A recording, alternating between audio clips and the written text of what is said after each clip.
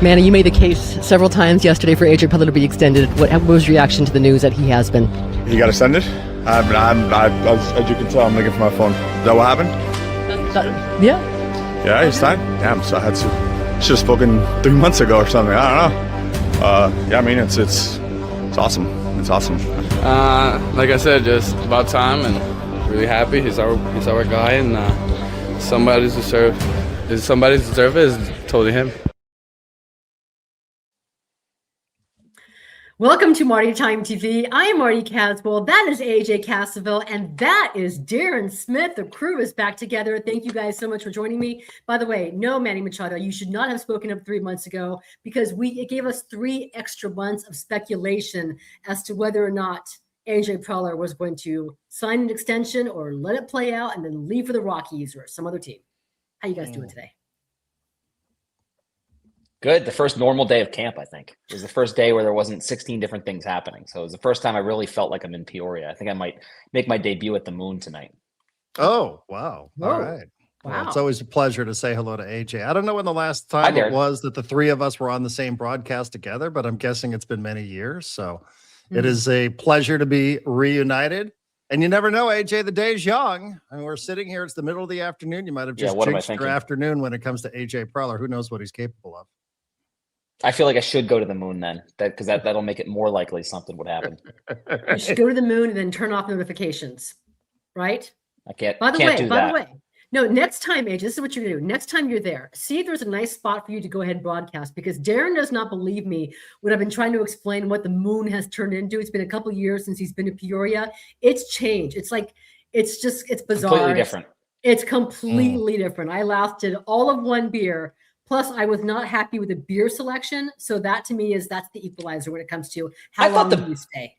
I thought the beer selection was pretty good, if I remember. I guess I'll get back to you if I go tonight or whenever I end up going. But the vibe is a little different. Like I spent my 30th birthday at one of those back booths in like the dive bar area. Yes. Like one of the very few times that like I think I was there with some family, and it was one of the very few times like my mom got a little tipsy and like we were all having a great time telling stories. So like that's the Moon that I love and remember, and I don't think that's the Moon that still exists, but still a good time. So, is the Golden Tee game still there somehow? Because I don't know that it's the Moon Saloon unless there's a Golden Tee video game somewhere in the back. Yeah, it's kind of like it used to be very conspicuous, like right there. Now it's kind of tucked away, but I think it's still there. But I'll get all these answers potentially tonight. What as somebody who hasn't been there in a couple of years, what has become of the Salty Senorita location? Because that thing, it was like Vesuvius. It just like it's been frozen in time. Nobody ever did anything with it. Is it something? Does it become something like even like a condominium? Anything happening? I don't really know. I don't think so. I think it's still the same building. But I also like don't really venture. What is that? I guess that would be like east. I don't really venture like east of the complex. It's all kind of just. Yeah. Yeah, but if you drive in, you have to literally drive past that facility. And last time I was there, like the chairs were still on the table. Cut through the Target. You just don't really notice it. It's just kind of there. It's changed a lot. And Darren, by the way, in that main parking lot where fans and media go into, there's like there's like 2 restaurants there, like the North Italian restaurant and something else. But we'll get to that later. All right. I want to jump into this really, really quick before you guys move on to soccer. And I'm just curious if you have the same answer. What so far of this spring training has been the biggest story for the Padres? Preller, to me. I mean, would you agree with that, Darren? Yeah, I think Preller. I think Preller signing. Yeah, I think that's. I mean, there's the overarching story of ownership that feels like it's important, but I think all of the other things fall under the umbrella of ownership. So. I suspect we're, in lieu of any actual news, we're just thinking about things that have actually happened. So I would say it's the extension of AJ Preller, and maybe that's an indication of, the continuation of the identity of the Padres under Peter Seidler moving forward. So I think that's probably right. I think that's like kind of one of my takeaways from it too, is that like AJ Preller is very clearly like the guy that Peter was committed to and who wanted to see his vision through to bring the baseball gods to smile on San Diego and bring the championship to San Diego. Like, and for him to be around whatever happens next with the ownership situation, like I think AJ could potentially be that link. And they're kind of all-out styles were very compatible together, and AJ has, in a way, kept that going.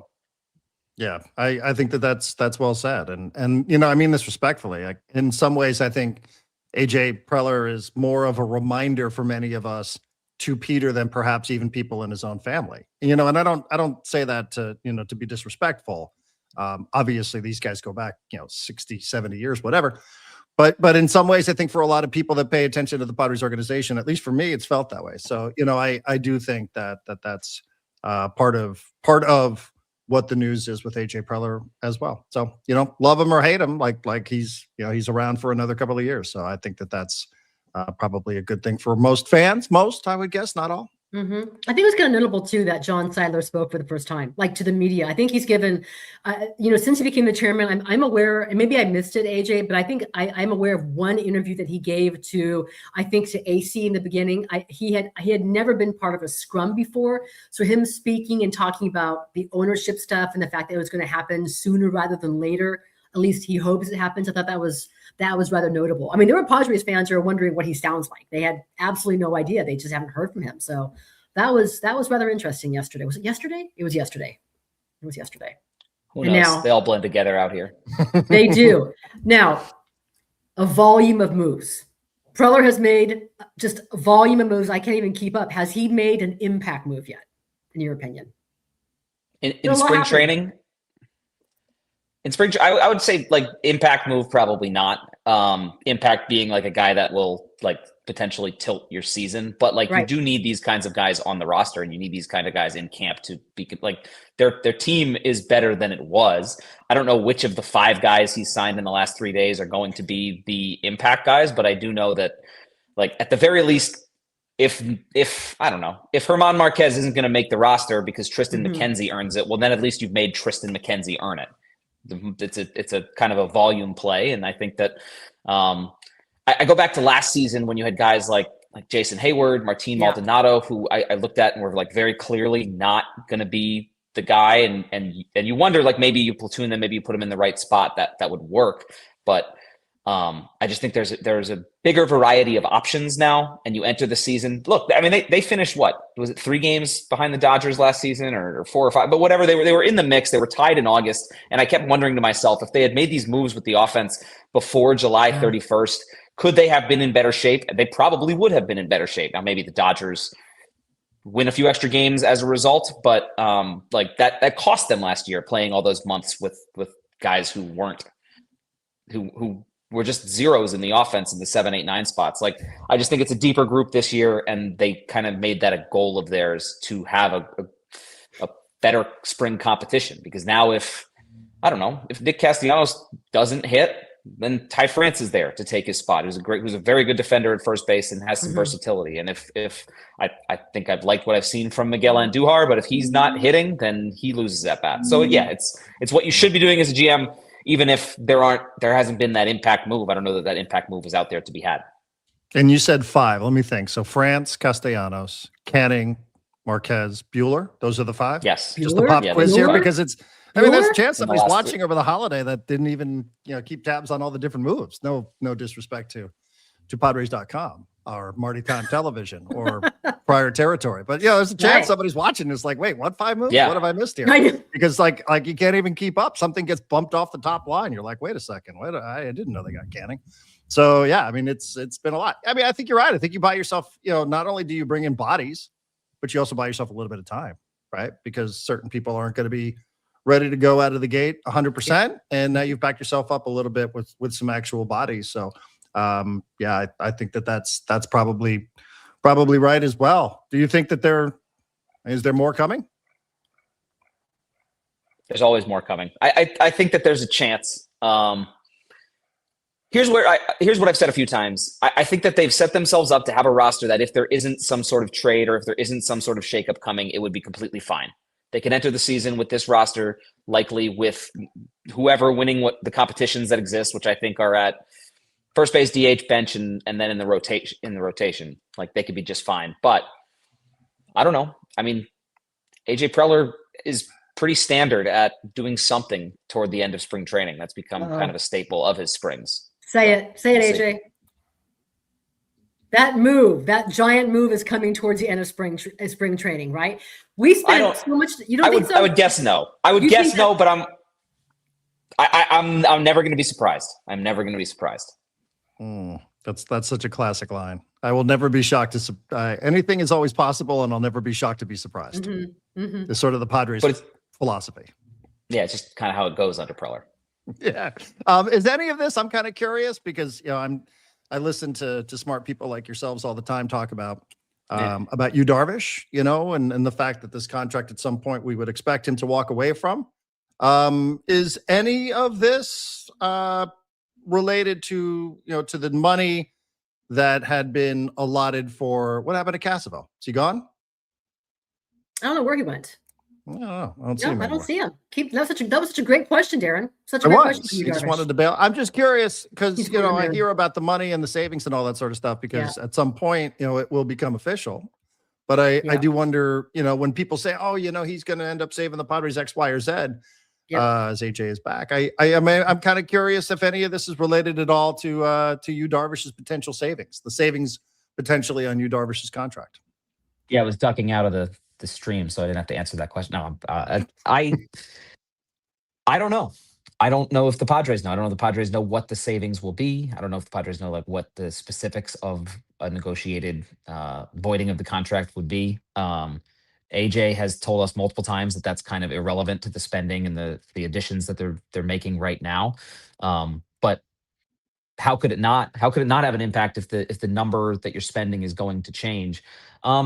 I don't know. Maybe that number, maybe whatever happens plays out because there's 3 years left on this contract. Maybe that's money that's spent at the deadline or next offseason. But it's definitely something worth monitoring in all of this. Okay. I like it. Can I ask you both the question since you were there and I was not? Yes. You both covered. I'll just keep asking questions. Okay. Take it, Darren. You can mute me at any time since it's Marty Time Television. No. You both covered Craig Stamen as a player. Anything different about covering Craig Stamen now in his first couple of weeks as a manager? Like, is there anything different there? Is it everybody talks about he's so consistent and all this, but I'd be a little surprised if there wasn't a difference from Craig Stamen, the manager, to the player, even early on. Is there any different vibe? Is there any feel that feels different? Anything about him that you guys have noticed that's different than covering him as a player? Well, I think for one, like we didn't talk to. I loved my time talking to Craig Stamen, but it was usually kind of off on the side of the clubhouse, off the record, like because he's the 6th, 7th inning guy, or if he had just given up 4 straight home runs like that. Those were the times I talked to Craig Stamen. So there weren't many times where he did like a formal scrum in like a happy, positive, or at least like interesting kind of setting. And all of a sudden, that's the Craig Stamen that we're getting. So it's different just in the sense that we are talking to him about.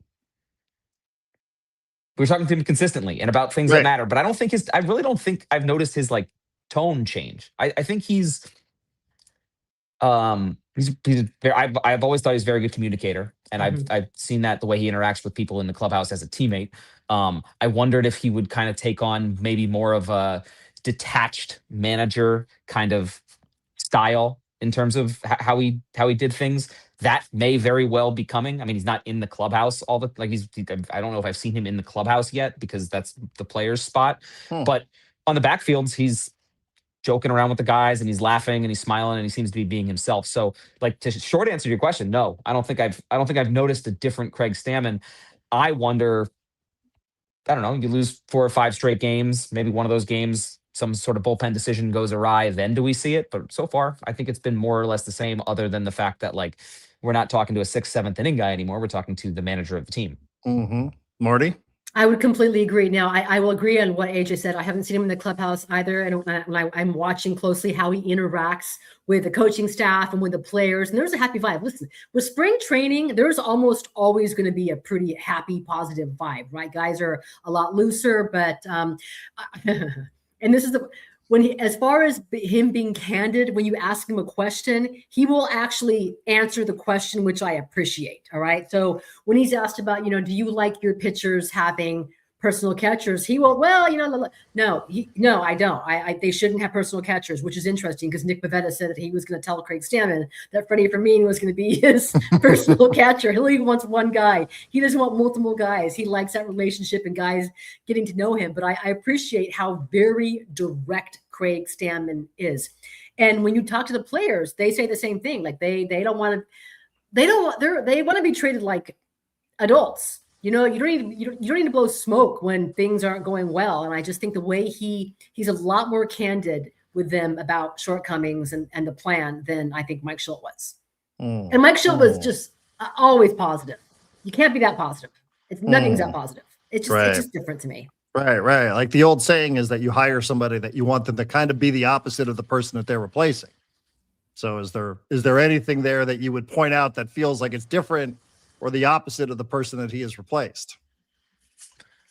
In a sense, yes, because he has that kind of maybe I don't want to say like that willingness to criticize, but just that like former player can criticize, can be critical, and not maybe lose some of the respect that he has from these guys because he's been teammates with them and they a lot of them know him and a lot of them really respect him. So I don't think it's like a complete and total, like you went from like very fluffy, positive Mike Shildt after games that they lost 8-0 to Craig Stamen, who's going to be throwing tables and kicking chairs and screaming. But I do think there's maybe some room for that to kind of turn in a different direction.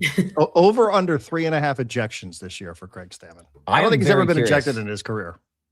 That has he never been? That's something I should have looked up. I should have looked it up. Doesn't seem like the kind of guy that would be. Right. I'll take the under. On that. Yeah. I think he's the kind of guy that like some managers went out and felt like they had to get ejected. Right. I don't know that he'll. But I wonder if like, is he going to be that guy? Like, no. Is he going to have to go out there and fight for Manny? Because it's like, hey, it's either I got to go, I got to go protect Manny from this umpire, even with this new system that we have here. Like, is he going to be compelled to get caught by John Boy? Like, can you throw me out, please? Like, because I don't think a point to my dugout. No, because here's a difference, Darren. I'm sure you heard this from different managers in baseball last year. A lot of them felt that like Mike Shildt was just, he had a complex issue because he didn't play before, and so like he had to prove himself not just to his players, and I think that matters, right? Like I heard what Nick Castellanos had to say in his presser about, hey, he played before, he knows what it's like, and a couple of the players have echoed that as well. And I think Mike Shildt, man, when he got ejected, he was sticking up for his players too. And there were times he was legitimately angry about a terrible call, but I think he was also trying to prove a point to players too. I think that was something that followed him his entire but like some former players have been in that situation. Joe Girardi was famously in that situation as well, where he's like, can you throw me out, please? I'm standing out here kind of making a scene. It's getting embarrassing. All the time. Yeah. So like I do wonder, like, is he going to be compelled to do something that's a little bit out of character that maybe he's never done in his career? Here's what I don't know. Does Craig Stamen curse? Can we find this out? He has not cursed in my presence. I'll say that. Okay. He hopes Nick Castellanos gets hot as heck. Right, hot as heck. Okay, hot as heck, so we can get him in the lineup. My hunch is no. So tomorrow, when Craig Stamen has his scrum, and I'm not sure if the scrums are getting shorter and shorter as more of the same, as time is passing in camp. But AJ, I'm going to task you with asking him tomorrow. Do you say bad words?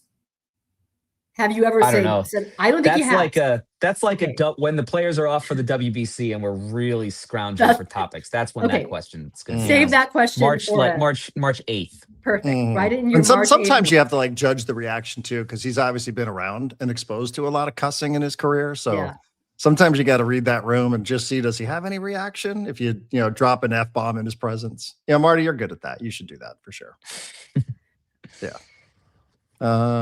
Okay. Marty's PC either needs more RAM, a better CPU, overheats, or her connection's bandwidth sucks because her frame rate and her cam is always pretty bad. I'm going to go with all of the above. So sorry about that, guys.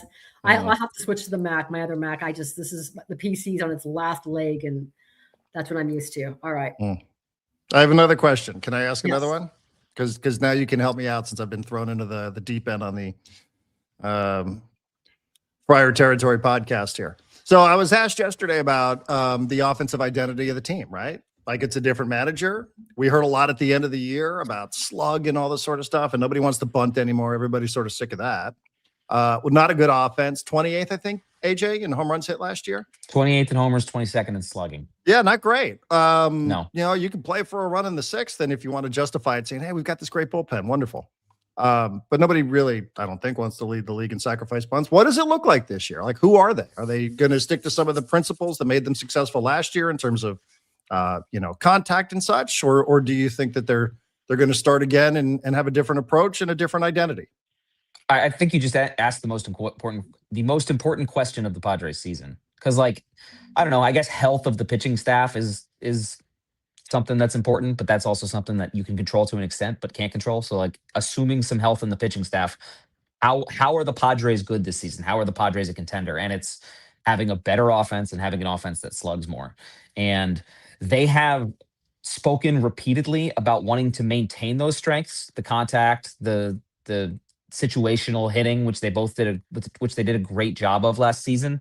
But I get the sense that they are very keenly aware of the fact that they need to hit more home runs and that they need to hit for more power, and that will win them games. And when you get into big games, big series against the Dodgers or the playoffs at Wrigley Field against the Cubs, a lot of people can talk about small ball and that being important, but what wins games is usually home runs.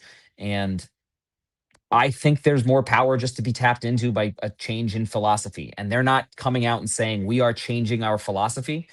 We are going to try and slug more. They're embracing what they did well last season while saying, yes, we're going to try and look to do a little bit more damage. So I think it's wait and see how much it changes, because they can only, words are words, but it needs to be different and it needs to be better than what it was last year.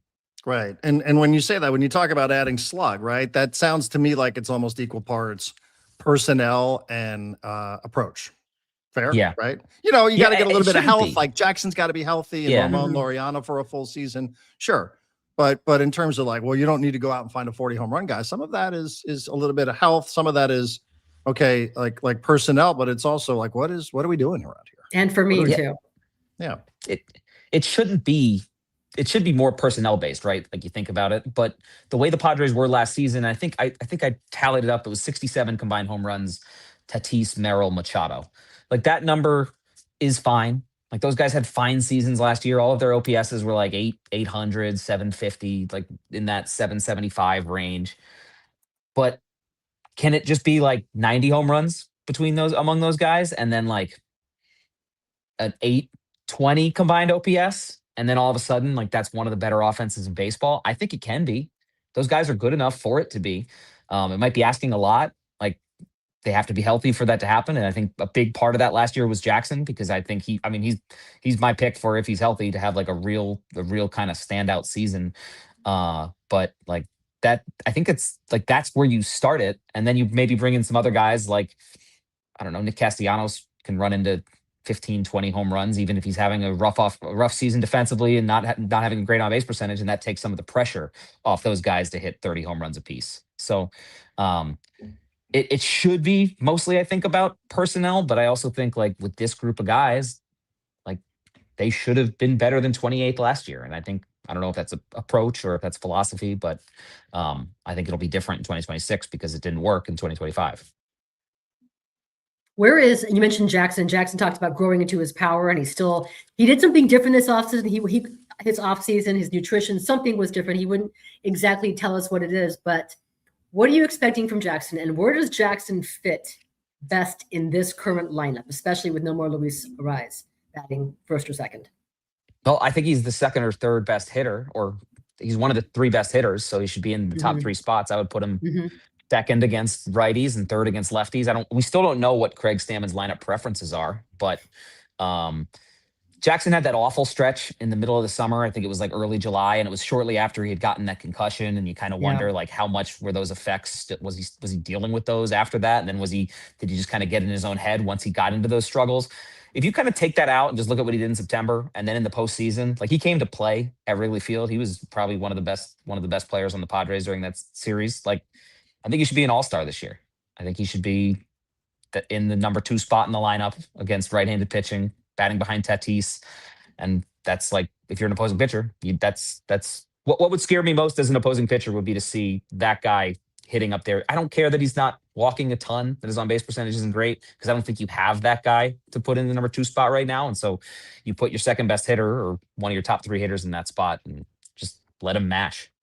7 home runs after September 1st, I think, is the number. Is that right? For Jackson? Yeah. So And I'm then a with big you one on in the- that. in the I do. playoffs. I like that. And I think this was pointed out. I don't know if you follow the letters to AJ, presumably AJ.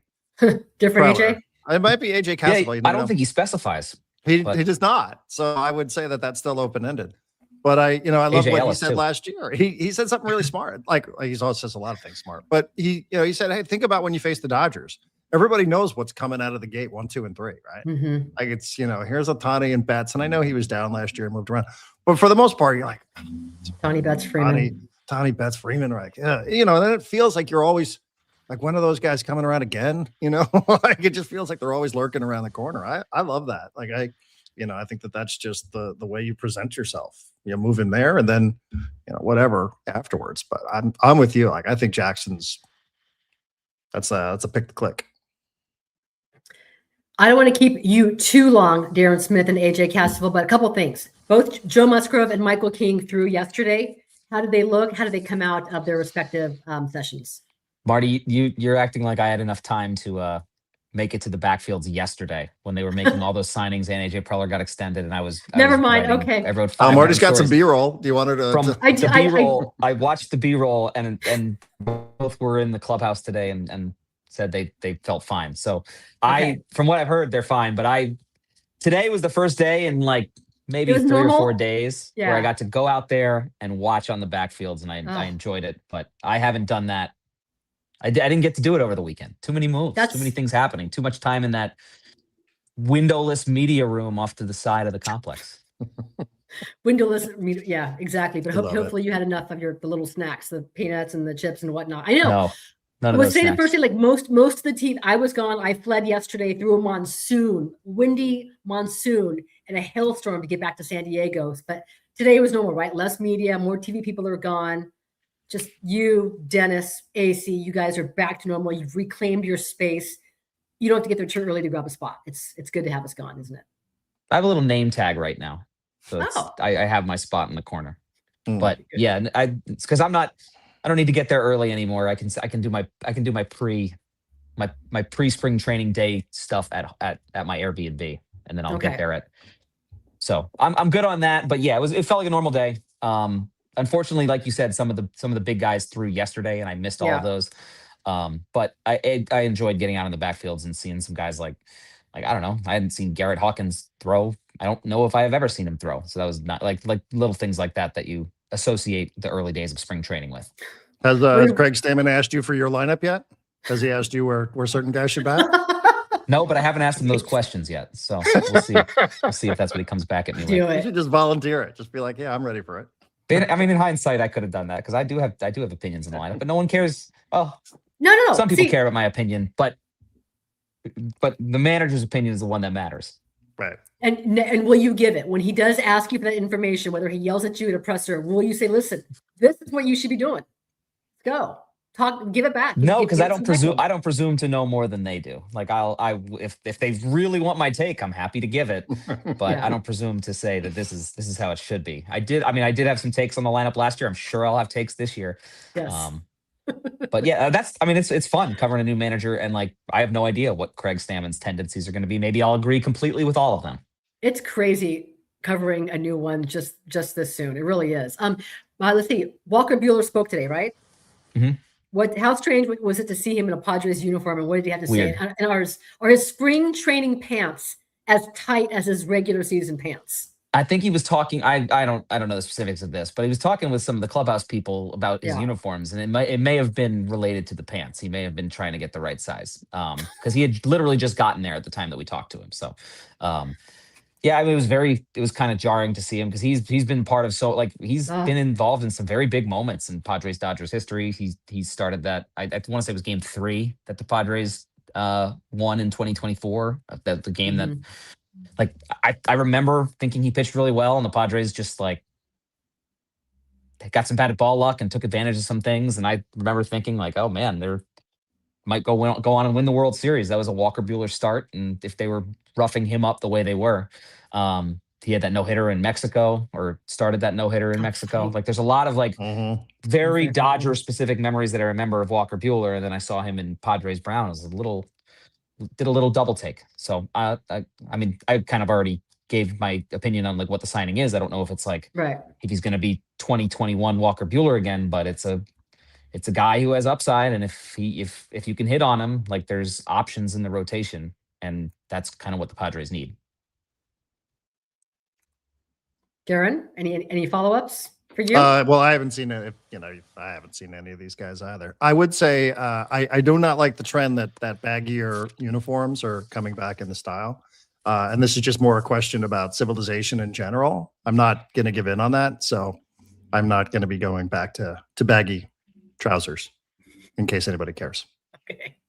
So, I think I agree with that, but I just haven't put enough thought into it. Like, if other people want to go in that direction. Yeah, I've noticed it, and I refuse. I'm just not going to go down that road. Not going to do it.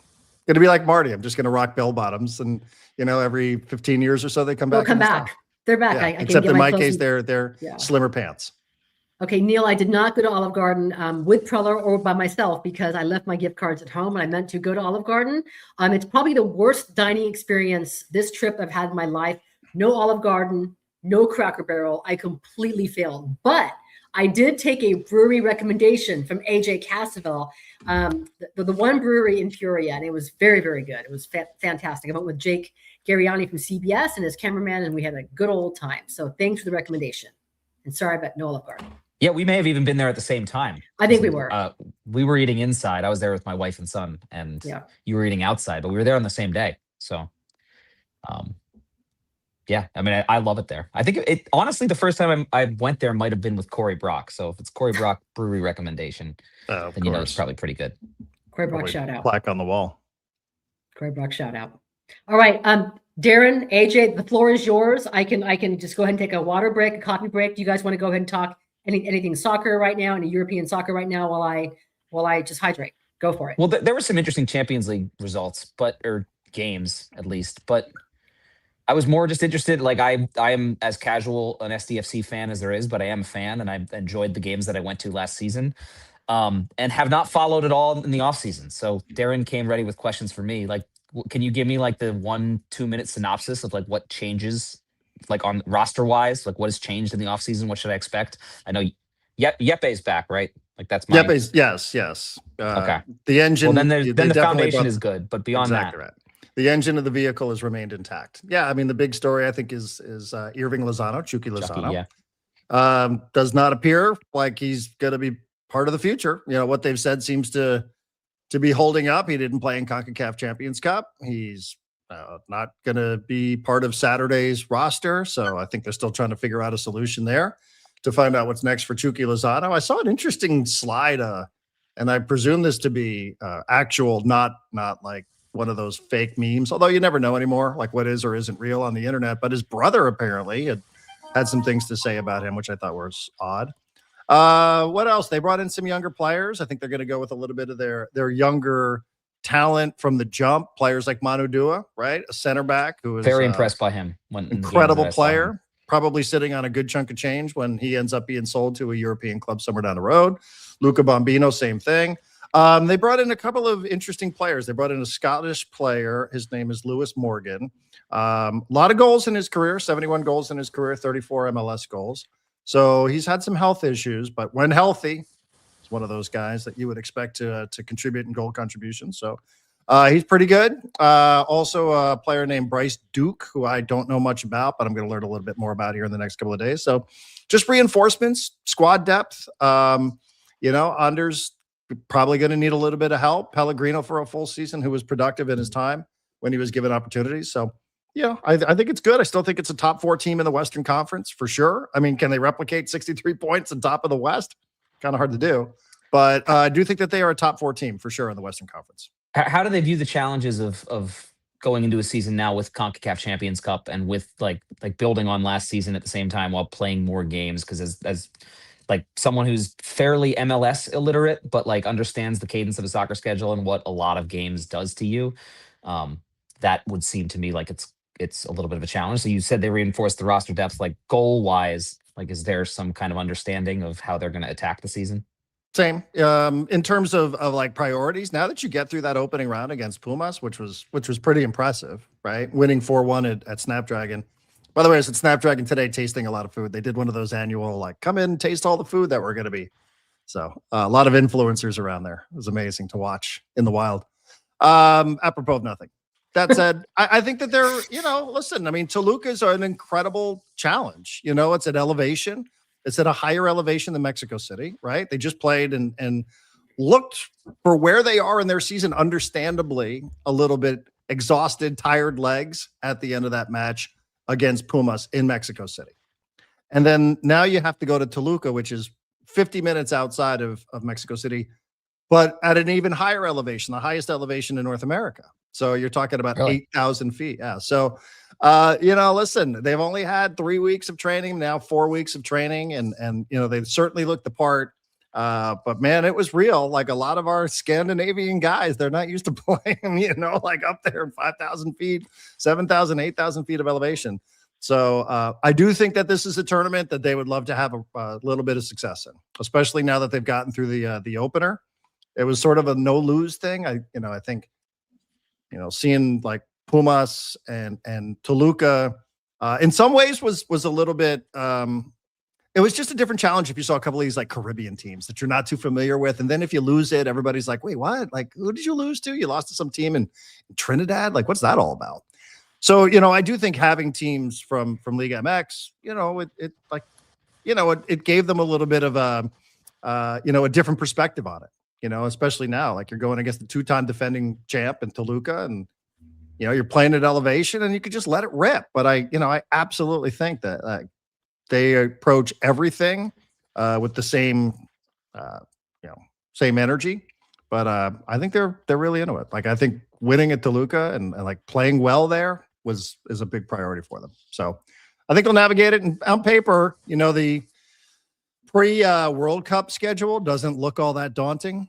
So, maybe there's some opportunity where you can, I'm not saying cut a corner or take anybody lightly, but, it definitely is harder after the World Cup break than it is before, at least on paper. So I think they're going to go for it, man. And I love that too. I'd rather win this tournament than win MLS Cup, but yeah, that's just me. Are you going to World Cup? Agree. Either of you? I don't know. AJ probably is. My ticket requests were denied, or my ticket lottery. Too. But I have plans to go to the World Cup in Vancouver and LA. That would be cool to see it in a couple different countries. So yeah, I got denied as well. I thought I was going to get in there for Guadalajara to go see Spain and Uruguay, but come on, Darren, you've got connections. That's why you get in this business. That's why you have these connections. You're going to find a way. I'm banking. I've got money in you. By the way, what was the best thing you ate today? It's June 13th, I think, something like that. June. I had it. I mean, I have it in my calendar. But. Okay, so it would be the second game in Guadalajara because I was eyeing up the first game. It's a Padres off day, and it's that same day as when Mexico opens the World Cup in Mexico City. There's another game there, but that might be a little too much. Yeah, hopefully against Ireland. Yeah, I mean, if Ireland qualifies and I go play in Monterrey, like I would love to go just experience that as well, just to see what it is. But yes, I don't know that I answered your question, AJ, but I think CONCACAF Champions Cup is important. I think that they would like to be really, this is an amazing opportunity to face that team. I'm off for that first leg against Toluca. I think I told you guys this before we went on the air, and I am looking to go, and that would be a lot of fun, and it'd be cool to see them against Toluca and then in a setting like that. Yep. I'm looking forward to it. Maybe we can get Marty out there. Yeah, I'd love it. I would love to go. I would. Real quick. By the way, lots of like San Diego, Mexico City things happening, right? Between SDFC playing against Pumas in Mexico City and now Toluca, and then the Padres going down there and playing. So, you can get all those Valaris miles straight out of Tijuana into Mexico City. Gonna do it. I need to book Mexico.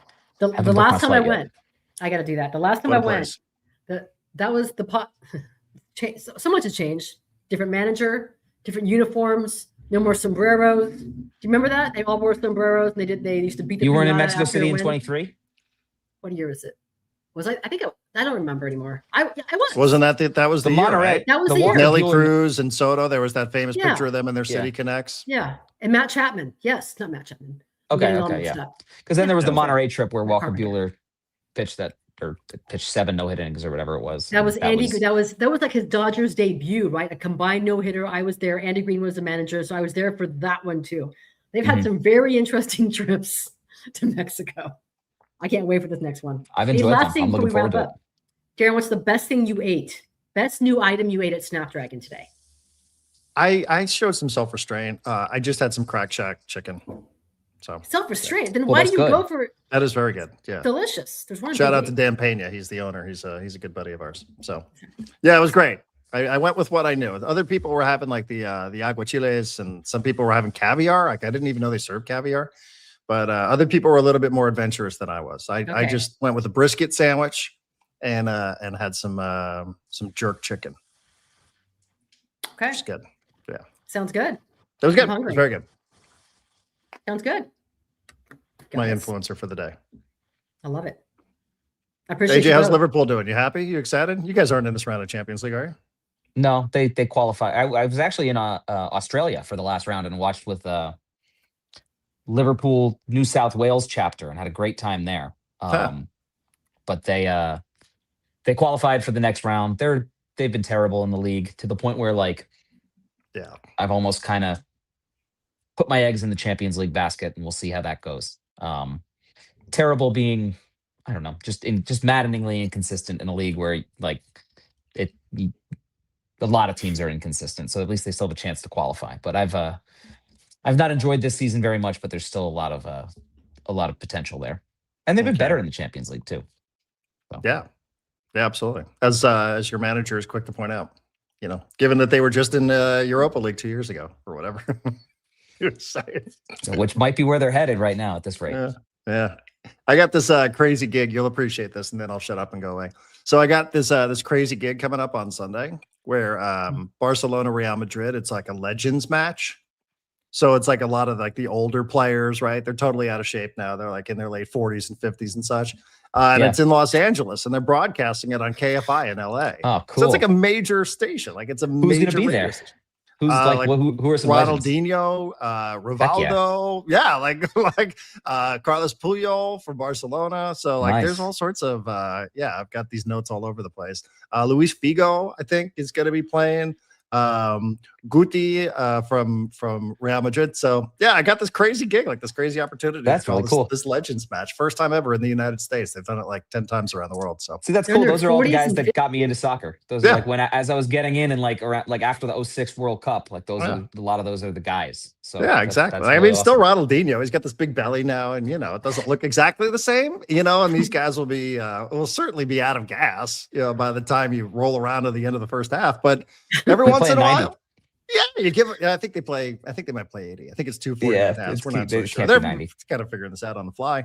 But you see some of these guys, and they can still do some things. You give them a free kick. You give them an opportunity here to put one on target, and they still look like the player that they once upon a time were. So Is this going to be good soccer or like train wreck soccer? Like, is it going to be riveting? Like you should like you don't. There'll be some moments. You're there for the moments. I don't think you're there for cool. The tactical break. The build-up play. Yeah, it seems like one of those things that exists for the 2 moments that get posted and clipped on 100% social medias. Absolutely. Yeah. And the rest of it will be maybe Ronaldinho dreadful walks soccer, over to your but- section and takes a selfie with you or something like that. That's what Awesome. That's all. That's awesome, Darren. Yeah, it's cool. Looking forward to it. Awesome. 2 last things before we wrap up, and they're really, really quick. I should have mentioned this to start today's show, but Darren, I am delighted to mention that you are joining me on Friar Territory on the Foul Territory Network as my new co-host. I saw you with the fellows yesterday on Foul Territory, and you were fantastic. Congratulations. I'm so happy. You're going to be great at this. That's fantastic. Number 2. By the way, so like and subscribe, Friar Territory. I'm not a huge scoop person. The only scoop that I got in spring training, I saw Fernando Tatis yesterday when practice ended up. And I said, listen, I want you to know that I watched Bad Bunny's halftime show frame by frame slowly because I was positive that you were going to be in it as a dancer. were you invited? Because of course he is signed onto Bad Bunny's marketing label, which is Remo Sports. He said yes, he was invited, and he wanted to do it, but he could not because the invite came a little bit too late, and he was already preparing, for his Padres season. I think he was already in San Diego doing some stuff with the community department. But could you imagine if Bad Bunny, if Tatis had been part of that halftime show? Just holy smokes moment. Would he have been one of those trees? Like, was he going to be in that costume or? No, he was hanging out with Pedro Pascal and with Jessica Alba. He would be dancing. He would steal that show. Maybe he's with Cardi B. Fernando Tatis would have stolen that show had he done it. But maybe this is a sign. He keeps saying he's going to grow up and he's a different, more mature player. Maybe this is a sign that he was committed to being ready for the Padres and WBC rather than billions of people. No, I don't agree with that at all. Okay. I'm just kind of happy he wasn't, because I was enjoying the Super Bowls, but it's kind of my last day without baseball content, and I would have had to probably spring out of my seat and go write something about it. So, in hindsight, I think he should have done it. He's not like he had to miss a game. Well, what was he doing on Super Bowl Sunday? I don't know. Working out, sprinting, who knows? All right, guys. Neil Cat, appreciate you. All right, AJ Cassavell, Darren Smith. I'm sorry, this is going to be like a 30-minute conversation, but you guys are two of the best at what you do, so we go long. We always go long. And also, it's been way overdue. Way overdue. Don't forget, AJ, pictures from the moon. When you sit in those bright yellow Denny's-style deep booths, you'll understand what I'm talking about. You should not be sinking into a booth when you're at a bar trying to drink a beer. That's all I'm going to say. Just it's too bright. Agree. We'll see what changes they've made. Okay. Full report. All right, guys. Thanks for your time today. That's AJ Cassavell, MLB.com. That's Darren Smith of Foul Territory. I am Marty Caswell. Thank you so much for watching Marty Time TV. We are brought to you by the all-new Hamul Casino Resort, the Players Place. We will talk to you very soon. If you see AJ at the moon, buy him a beer. Peace out, guys. Butted head with quite a few former Padres managers. What's your... Thanks, Marty. I'm not going to butt heads with Stamen. You're not? No way. Why not? I just don't see that happening. Don't see it happening. What did you think? Were you surprised? No. I was surprised in the sense of, he hasn't coached before, but not surprised with the respect he has in the clubhouse, in the game, and being familiar with the organization. Great hire.